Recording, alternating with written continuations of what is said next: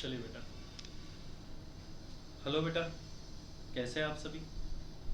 Hope आप सभी अच्छे होंगे, मैं भी बहुत बढ़िया हूँ। तो आज एक सब्जेक्ट पेपर नंबर 9 के बारे में अपन बात करने वाले बेटा। Paper number 9, CMA intermediate.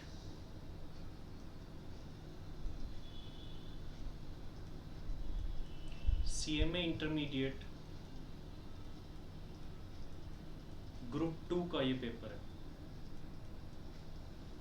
देखिए बेटा, ऑपरेशन मैनेजमेंट, स्ट्रेटेजिक मैनेजमेंट।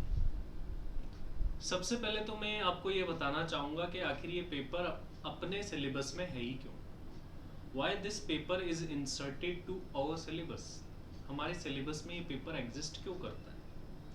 हर एक पेपर का, हर एक चीज का हमारे सिलेबस में एग्जिस्ट होने का एक रीजन है। इसी तरीके से OMSM का भी हमारे सिलेबस में होने का एक रीजन है। देखिए, हमारे कोर्स का नाम क्या है? CMA। CMA means cost and management accountant, right? तो बेटा, ये जो मैनेजमेंट वर्ड है, ये जो मैनेजमेंट वर्ड है, ये सिर्फ कोर्स के नाम के लिए नहीं है। इस सेक्टर के सब्जेक्ट भी देने पड़ेंगे, तभी जाकर के तो मैनेजमेंट फील्ड का ये सब्जेक्ट कहलाएगा।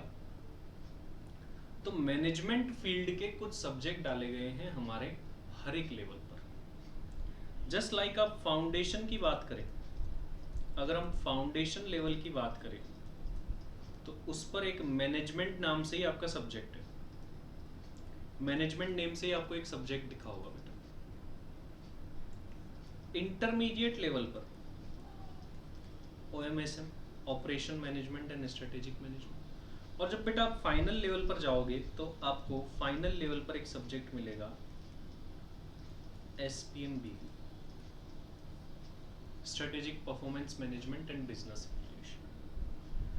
ये तीनों लेवल पर ये जो सब्जेक्ट है, ये क्यों है? Due to this management word. हमारे कोर्स के नाम के साथ में मैनेजमेंट लगा हुआ है, और इस मैनेजमेंट वर्ड को प्रूव करने के लिए, इसकी सार्थकता सिद्ध करने के लिए, ये प्रूफ करने के लिए कि ये अगर वर्ड है तो ऐसा कंटेंट भी है हमारे पास में। इसी वजह से ये मैनेजमेंट वर्ड की वजह से ये हमारे सिलेबस में जोड़ा गया है, operation management and strategic management. Sir, आखिर इस सब्जेक्ट में किस टाइप की बातें होती है? ये सब्जेक्ट होता किस टाइप का है, सवाल ये आता है। तो देखिए बेटा, जैसा कि नाम को अपन इलेबोरेट करें, operation management and strategic management. Operations को, जॉब्स को, काम को, वर्क को कैसे मैनेज करें, एंड स्ट्रेटेजिक मैनेजमेंट, जो आपने स्ट्रेटेजीज बनाई है, दो आपके दूर के विजन है, मिशन है, उनको कैसे मैनेज करें। ये दोनों काम यहां आना है। ऑपरेशन मैनेजमेंट, कामों को मैनेज करना, जॉब को मैनेज करना, वर्क को मैनेज करना, और इसको मैनेज करने की कई सारी टेक्निक्स हैं जो कि अपन यहाँ पर इस सब्जेक्ट में पढ़ेंगे। कैसे मैनेज कर सकते हैं, कैसे काम को आसान बनाया जा सकता है, कैसे काम कम कॉस्ट में किया जा सकता है, कैसे हम ऑर्गेनाइजेशन के प्रॉफिट को बढ़ा सकते हैं। ये सारी चीजें हम यहाँ पर सीखने वाले हैं इस सब्जेक्ट के अंदर। वहीं दूसरी तरफ जो स्ट्रेटेजिक मैनेजमेंट है, यहाँ पर जो हम स्ट्रेटेजीज बनाते हैं, विजन्स बनाते हैं, मिशंस बनाते हैं, उन तक कैसे पहुंचना है, वहां तक पहुंचने की क्या क्या टेक्निक है, वहां तक कैसे पहुंचा जाए, ये हम स्ट्रेटेजिक मैनेजमेंट में देखते हैं। लेकिन बेटा, स्ट्रेटेजिक मैनेजमेंट में कोई न्यूमेरिक या प्रैक्टिकल पार्ट नहीं दिया गया, वो थियोरेटिकल पार्ट है। लेकिन वो ज्यादा बड़ा भी नहीं दिया गया, ओनली 3 चैप्टर्स ही उसके अंदर दिए गए। अगर इस सब्जेक्ट को बेटा अपन देखें, सबसे पहले ये सब्जेक्ट आखिर कैसे बटा हुआ है, इस सब्जेक्ट को प्रिपेयर कैसे करना है, एग्जाम के लिए कैसे प्रिपेयर होकर के जाए, वो सबसे पहले अपन डिस्कस करें। Then we will start subject. आज की क्लास में हम इंट्रोडक्शन देखने वाले होंगे कि आखिर ये सब्जेक्ट है क्या, आखिर इस सब्जेक्ट में कंटेंट क्या क्या है, आखिर इस सब्जेक्ट को पढ़ना कैसे है, वो सारी बातें आपको मैं यहाँ पर बताने वाला हूँ। तो चलिए बेटा, शुरू करते हैं operation management and strategic management. देखिए बेटा, ये अपना जो सब्जेक्ट है ना, ये 2 पार्ट में बटा हुआ है। 2 पार्ट में अपना ये सब्जेक्ट बटा हुआ है, जैसा कि आपको नाम से ही दिख रहा है। One is operation management, second one is strategic management. Operation management का जो पार्ट है बेटा वो अपना 70 मार्क्स कवर करके चलता है, और स्ट्रेटेजिक मैनेजमेंट का जो पार्ट है बेटा वो 30 मार्क्स कवर करके चलता है। जब आप एग्जाम देने जाओगे, अगर आप बोथ ग्रुप स्टूडेंट हो तो सेकेंड डे पर इस पेपर का एग्जाम देना है। फर्स्ट और सेकेंड डे के पेपर की बहुत इंपॉर्टेंस होती है, आपको पता ही है। और अगर आप ओनली सेकेंड ग्रुप स्टूडेंट हो तो फर्स्ट डे आपको यही पेपर देना है, और सेकेंड से ज़्यादा फर्स्ट की इंपॉर्टेंस होती है। मतलब जो ओनली सेकेंड ग्रुप दे रहे हैं उनके लिए तो बहुत ही ज़्यादा इंपॉर्टेंट ये पेपर बन जाता है। इवन हर एक पेपर इंपॉर्टेंट है, कि ऐसा नहीं है कि ओनली यही पेपर इंपॉर्टेंट है, लेकिन बेटा अगर फर्स्ट सेकेंड पेपर अच्छे जाते हैं ना तो एक जोश आ जाता है, हाँ इस बार तो निकाल ही देंगे। तो उस जोश को बनाए रखने के लिए ये पेपर आपका अच्छा जाना बहुत जरूरी है, और ये पेपर अच्छा जाए इसके लिए मैं पूरी कोशिश करूंगा, आप भी पूरी कोशिश करेंगे, और जब हम दोनों मिलकर के कोशिश करेंगे तो किसी में दम नहीं है कि हमको रोक सके। तो टिल द एंड आपको जोश बनाए रखना है, और अगर आप मेरे अकॉर्डिंग पढ़ते हैं, मेरे अकॉर्डिंग चलते हैं, तो एग्जम्पशन की गारंटी मैं ले रहा हूं। कोई नहीं बोलता कि एग्जम्पशन की गारंटी है, एग्जम्पशन आई जाएगी, लेकिन मेरे अकॉर्डिंग बेटा अगर चलो ना, गारंटीड एग्जम्पशन है। 80 to 90% of my students, you can survey it, got exemption in this subject, और मैं चाहता हूं कि आप भी उसमें एक हो। तो चलिए शुरू करते हैं इस सफर को, और देखते हैं, चीर फाड़ कर देते हैं, पहले इस ऑपरेशन मैनेजमेंट का ऑपरेशन कर देते हैं, और देखते हैं कि आखिर इसमें क्या क्या है। तो ऑपरेशन मैनेजमेंट जो है बेटा, ये वाला जो पार्ट है, it's a mixture of practical and theory. Practical और थ्योरी का मिक्सचर होता है। और स्ट्रेटेजिक मैनेजमेंट अगर बोले तो प्योरली पढ़ने के अकॉर्डिंग तो ये थ्योरी है। वैसे तो सब कुछ एक्चुअल में होता है, ऐसा नहीं कि जो सब कुछ पढ़ते हैं होता भी है, लेकिन from exam point of view, from subject point of view, ये थ्योरी लिखनी है आपको एग्जाम में। अब बात आती है कि आखिर पेपर का पैटर्न कैसे होगा, ये 70 मार्क्स कैसे आएगा। तो देखिए बेटा, ये 70 मार्क्स का पेपर आपको कैसे देना है, कैसे आएगा। अगर हम इस सब्जेक्ट को बाइफरकेट करें तो सबसे पहले हमें मल्टीपल चॉइस क्वेश्चन मिलते हैं 10 मार्क्स के। 10 मार्क्स के हमें मल्टीपल चॉइस क्वेश्चन मिलते हैं। इसके अलावा सर हमें ट्रू एंड फॉल्स मिलेंगे 6 मार्क्स के, और इसके अलावा बेटा हमें मैच मेकिंग मिलेंगे 6 marks. Sir fill in the blanks, बेटा इस सब्जेक्ट में, इस पेपर में फिल इन द ब्लैंक्स नहीं आता है, ठीक है बेटा, ध्यान रखिए इस बात। और इसके अलावा जो पार्ट है बेटा वो हो जाएगा डिस्क्रिप्टिव पार्ट। जो रिमेनिंग पार्ट है that is descriptive part. Descriptive part बेटा कैसे आएगा, आपको अटेम्प्ट करने any 3 question out of 4 question. आपको कोई 3 क्वेश्चन अटेम्प्ट करने हैं 4 क्वेश्चन में से, और each question will contain 16 marks. तो सर 16 into 4, सर ये तो 64 मार्क्स हो गया। ध्यान से समझना, अब मैं आपको जो लॉजिक बताने जा रहा हूँ। Sir 64 marks is this, 10 marks is this, 6 is this, 6 is this. अगर हम टोटल इसका करें तो sir it is 86 marks, but we have to attempt 70 marks paper, क्योंकि हमें एक ऑप्शन मिलेगा। ये तो आपको पता ही है। मैं आपको क्या बताने जा रहा हूं, जब हम हमारी बुक देखेंगे, बुक का इंडेक्स देखेंगे, तो ऑपरेशन मैनेजमेंट इज 70 मार्क्स, और 70 मार्क्स के अकॉर्डिंग बाइफरकेशन भी दे रखा। लेकिन एग्जाम में जाकर के ऑपरेशन मैनेजमेंट हमको 86 मार्क्स की मिल रही है। तो ये जो 16 मार्क्स एक्स्ट्रा है, ये किसी ना किसी चैप्टर से तो निकाले ही जाएंगे। तो इसका मतलब सर, अच्छा, तो किसी चैप्टर का वेटेज बुक में कम दिया हुआ है, लेकिन जरूरी नहीं है कि वो चैप्टर उतने ही मार्क्स का एग्जाम में मिले, वो चैप्टर उससे ज्यादा मार्क्स का भी मिल सकता है।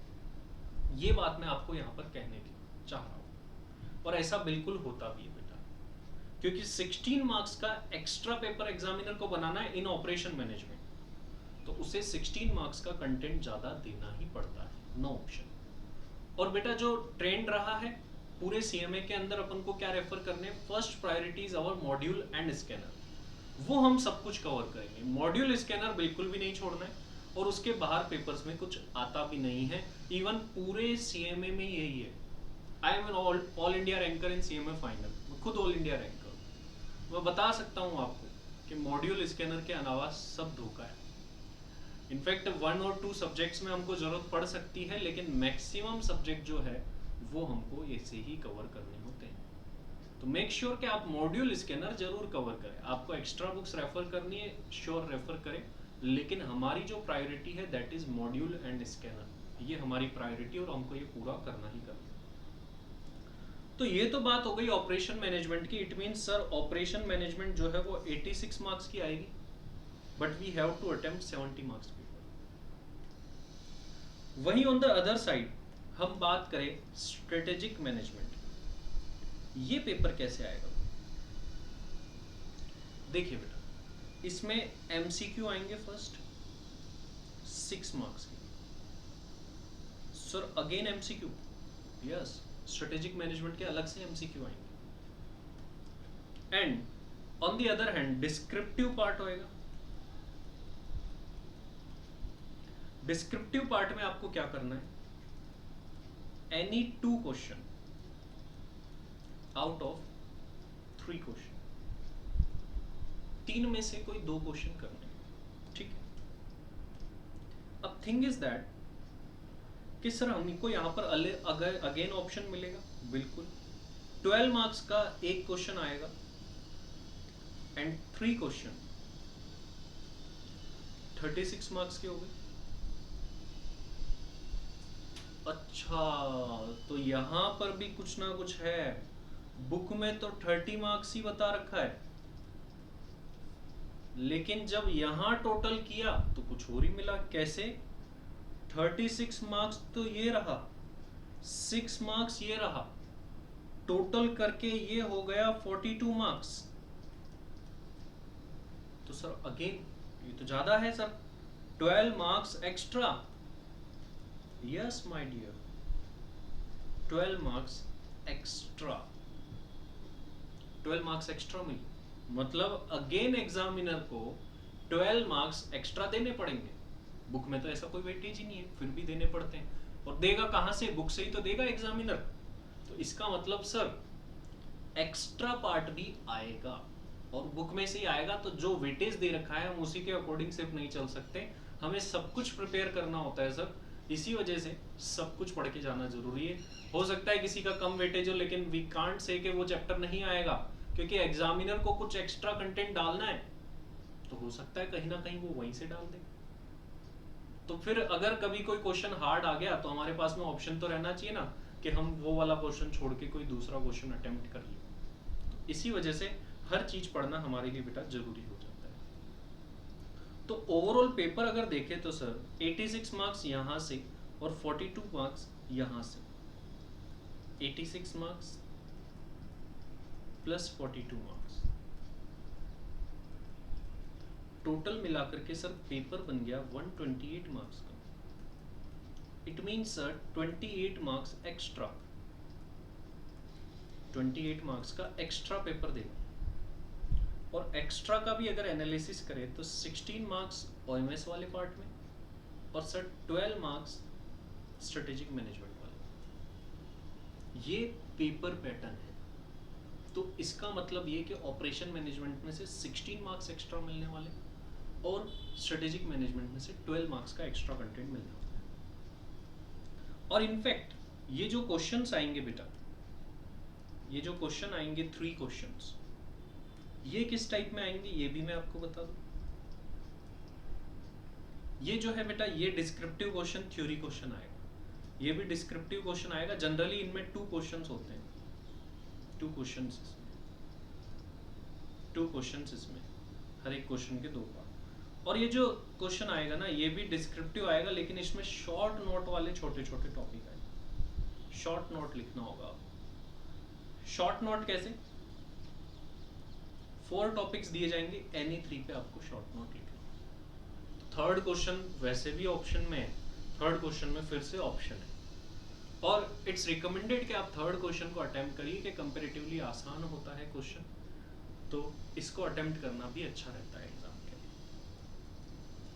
तो बेटा it is the whole part, ये पार्ट हो गया कि कैसे ये सब्जेक्ट हमारे कोर्स में है, कैसे ये डिवाइड किया गया है, कैसे मार्क्स डिस्ट्रीब्यूशन किया गया इस सब्जेक्ट का, ये सारी बातें यहाँ पर हैं। तो होप आपको ये बातें समझ में आ गई है।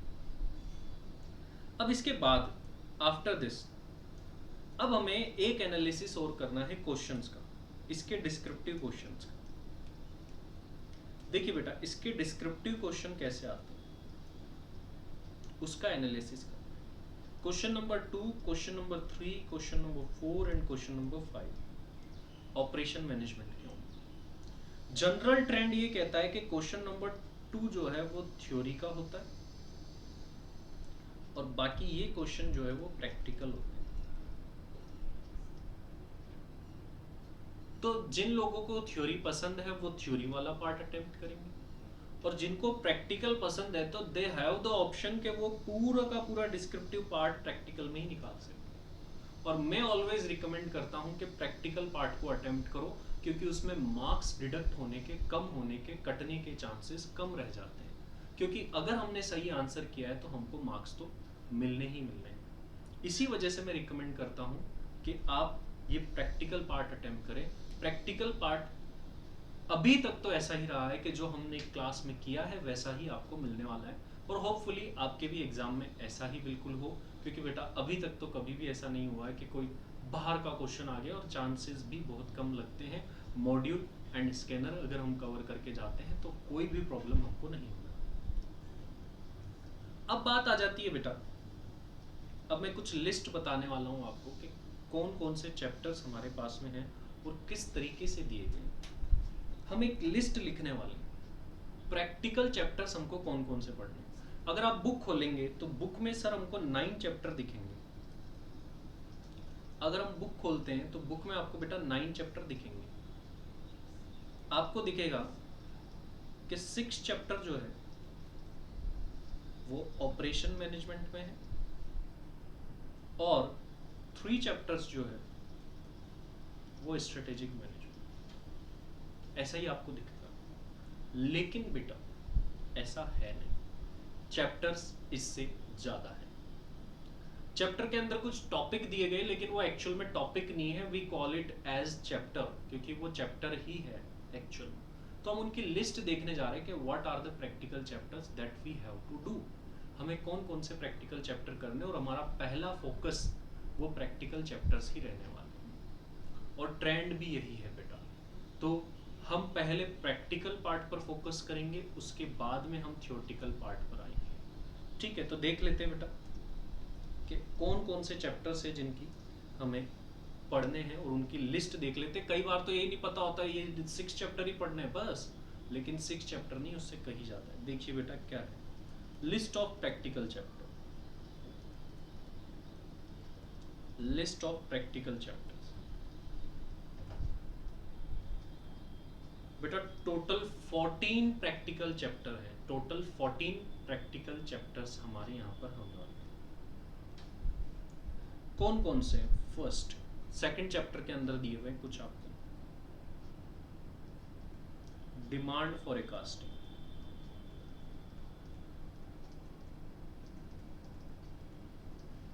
डिमांड फॉरकास्टिंग थ्योरी भी है, प्रैक्टिकल भी है, और हमारा पहला टारगेट जो है वो प्रैक्टिकल रहने वाला है, और एग्जाम्स के अंदर भी बेटा प्रैक्टिकल ही आता है। Second capacity requirement,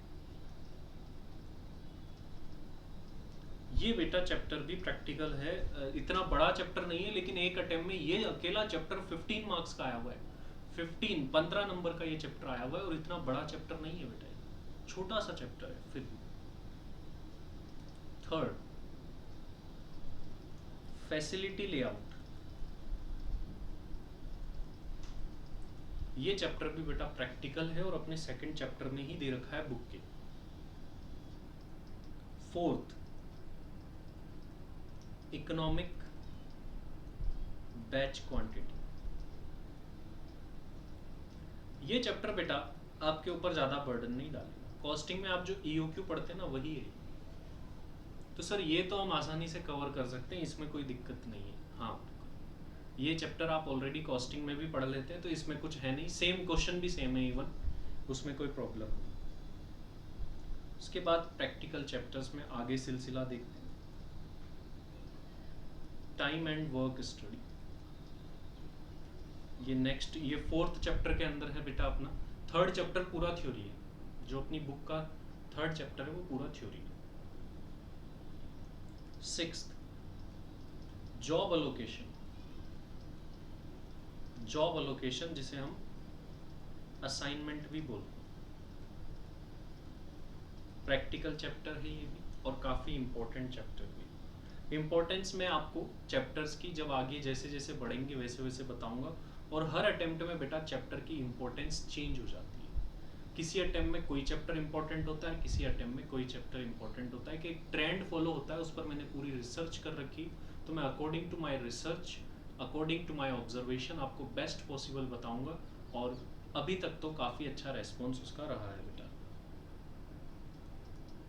7, line balancing, या हम इसे सीक्वेंसिंग भी बोलते हैं।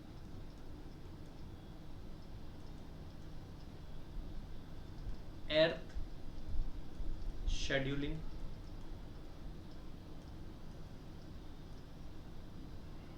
इसके अलावा बेटा इसमें चैप्टर है सिमुलेशन। सिमुलेशन चैप्टर भी काफ़ी ज़्यादा इम्पोर्टेंट है और एग्ज़ाम में काफ़ी ज़्यादा बेटा आता रहा है, तो simulation is very much important chapter, आपके लिए काफ़ी ज़्यादा इम्पोर्टेंट चैप्टर ये रहने वाला है। इसके अलावा बेटा नेक्स्ट चैप्टर इसके अंदर कौन सा आता है, एक बहुत ही अच्छा और अलग टाइप का चैप्टर, क्वीन मॉडल। सर रानी वाला? नहीं नहीं नहीं बेटा, क्वीन मॉडल, लाइन, इसको अपन वेटिंग लाइन थ्योरी भी कहते हैं, वेटिंग लाइन थ्योरी भी कहते हैं बेटा इसे। काफी अच्छा इंटरेस्टिंग चैप्टर है बेटा, अपन इसको पढ़ेंगे। Chapter number 11, linear programming.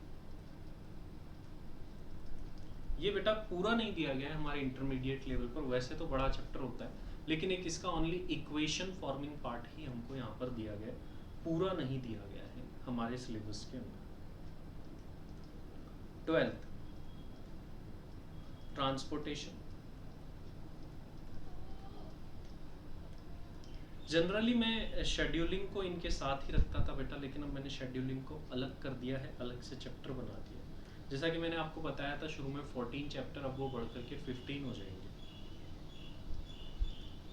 Next, productivity management, fifth chapter जो आपको दिख रहा है, it's a mixture of theory and practical.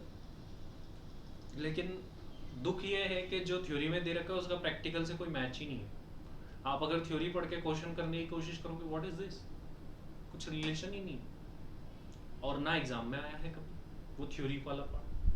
और एक थ्योरी और है उसके अंदर, एक शुरू में है, बीच में प्रैक्टिकल है, फिर थ्योरी, उसके बाद में जो थ्योरी है ना एंड में, वो जरूर एग्जाम में आएगी। उससे पहले वाली थ्योरी जनरली क्यों दी जाती है कि आप इसको पढ़ के प्रैक्टिकल क्वेश्चन कर लो, लेकिन पता नहीं ऐसा क्यों कर रखा है।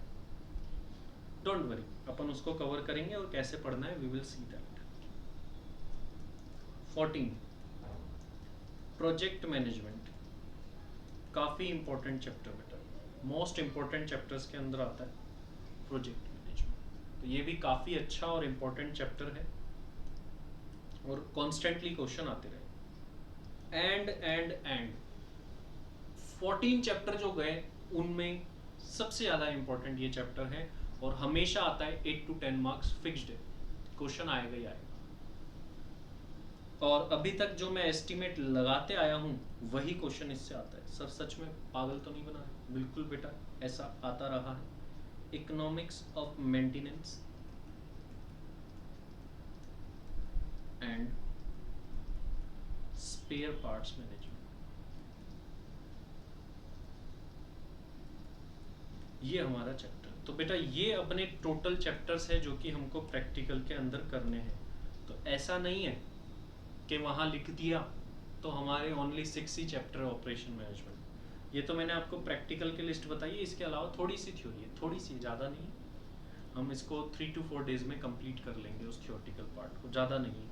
लेकिन हमारा पहला फोकस प्रैक्टिकल पार्ट रहने वाला है, क्योंकि एग्जाम के अंदर भी वही प्रैक्टिकल ही ज़्यादा आ रहे हैं। और हमारे पास ऑप्शन है कि थ्योरी वाले पार्ट को हम छोड़ भी सकते हैं, और मैं रिकमेंड भी कर रहा हूँ कि पहले प्रैक्टिकल करें। कि ऐसा नहीं है कि हम थ्योरी नहीं करेंगे बट इट्स रिकमेंडेड कि आप जो है प्रेफरेंस किसको दे, प्रैक्टिकल को दे। और मैं गारंटी लेता हूँ कि अगर आप मेरे अकॉर्डिंग करके जाओगे, पढ़ के जाओगे तो गलत नहीं होगा। तो अगर कोई आप में से ऐसा है कि जो अफ्रेड ऑफ प्रैक्टिकल है, तो डरने की कोई ज़रूरत नहीं, बहुत अच्छे और नए टाइप के प्रैक्टिकल्स होने वाले हैं। इसके अलावा स्ट्रेटेजिक मैनेजमेंट में बेटा अपने 3 चैप्टर्स है, थियोरेटिकल है, उनके अंदर भी न्यूमेरिक हो गए, कुछ नहीं होगा। तो बेटा ये था इस सब्जेक्ट के बारे में पूरे तरीके से इंट्रोडक्शन कि ये सब्जेक्ट आखिर क्या है, कैसे है, सब कुछ। अब एक बार पेपर भी मैं आपको दिखा दूं बेटा कि आखिर पेपर कैसे आता है, पेपर के भी तो दर्शन कर ले। तो एक ये पेपर मेरे पास है, निकला हुआ पड़ा था, तो मैंने सोचा कि आपको दिखाई देता हूँ। तो बेटा देखो ये पेपर जैसा मैंने आपको बताया, ये जून 2018 का पेपर है। ये कोई सा भी पेपर हो सकता है, ये तो मैंने एक ओल्ड पेपर निकाल करके बेटा ले लिया है, ठीक है, ताकि मैं आपको बता पाऊँ कि आखिर पेपर होता कैसा है। ये देखिए सेक्शन 1, सेक्शन 1 इसका आया पेपर में ऑपरेशन मैनेजमेंट का। और जैसे मैंने बताया था फर्स्ट एमसीक्यू आएंगे, तो देखो 10 मार्क्स के एमसीक्यू है। और बेटा इसमें प्रैक्टिकल और थ्योरेटिकल मिक्स्ड एमसीक्यू आते हैं, कुछ प्रैक्टिकल का पार्ट, कुछ थ्योरेटिकल का पार्ट आता है। तो ये 10 एमसीक्यू है सर, ऐसा दिखता है पेपर, अच्छा सही रहा सर, नहीं तो कई टाइम तक तो हम पेपर ही नहीं देखते कि दिखता कैसा है। उसके बाद में ये देखो बेटा मैच मेकिंग का पार्ट, जैसा कि मैंने आपको बताया था 6 मार्क्स ये मैच मेकिंग का आता है। इसके बाद 6 मार्क्स के ट्रू और फॉल्स, सच है या झूठ है आपको बताना है। इसके बाद में बेटा ये देखिए descriptive question, second question, third question, fourth question, देखिए थर्ड थ्योरी है, फोर्थ क्वेश्चन। इसके बाद में बेटा ये फिफ्थ क्वेश्चन प्रैक्टिकल, फोर्थ भी प्रैक्टिकल था, सेकंड में भी प्रैक्टिकल। इसके बाद में बेटा B part strategic management, 6 marks के देखिए एमसीक्यू आपको दिख रहे हैं, ये एमसीक्यू आ गए, मल्टीपल चॉइस क्वेश्चन। उसके बाद देखिए कोई 2 क्वेश्चन हमको करने हैं, जैसा कि मैंने आपको बताया था। तो 7 नंबर, 8 नंबर और 9 नंबर में से कोई 2 क्वेश्चन करना है। और देखो 9 नंबर जो है वो नोट लिखने का आया है, और 4 में से आपको एनी 3 करने हैं, जैसा कि मैंने आपको बताया था। तो ये पेपर भी दिखने में कैसा होता है सर, हमने ये भी देख लिया, अच्छा रहा, ताकि हमको पता चल जाए। बेटा जरूर से पेपर देखें, पेपर जरूर रेफर करें, और जैसे जैसे अपन चैप्टर कंप्लीट करते जाएंगे तो उसके एग्जाम में जो भी क्वेश्चन आए हुए वो भी साथ साथ कंप्लीट कर लेंगे, ताकि बाद में हमारे पास कोई बर्डन ना आए एक साथ के हमें एग्जाम के क्वेश्चन अलग से करने। तो दैट्स इट बेटा, ये थी आपकी इंट्रोडक्शन क्लास। नेक्स्ट क्लास से हम चालू करेंगे कुछ प्रैक्टिकल पार्ट और कुछ थोड़ा सा इंट्रोडक्शन भी जानेंगे ऑपरेशन मैनेजमेंट के बारे में। तो आज के लिए इतना ही, थैंक यू।